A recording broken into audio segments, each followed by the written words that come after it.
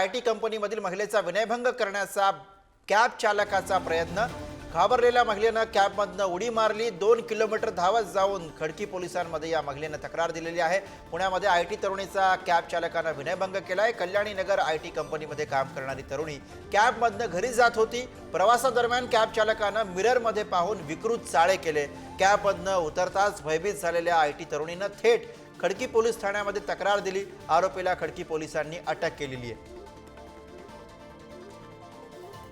कल्याणी नगरमधून एक 41 वर्षीय महिला एके ठिकाणी जाण्याकरता तिने कॅब बुक केलेली होती। खडकीच्या दरम्यान गेल्यानंतर तिच्या लक्षात आलं की सदरचा ड्रायव्हर आहे तो अश्लील वर्तन करत आहे, म्हणून तिनं गाडी थांबवली आणि त्यानंतर तिनं पोलीस स्टेशनला येऊन तक्रार दिलेली आहे। तात्काळ त्या आरोपीला सुमित कुमार जयकरण नावाचा 21 वर्षाचा जो कॅब चालक होता त्याला अटक करण्यात आलेली आहे आणि पुढील तपास आहे ते खडकी पोलीस करीत आहेत।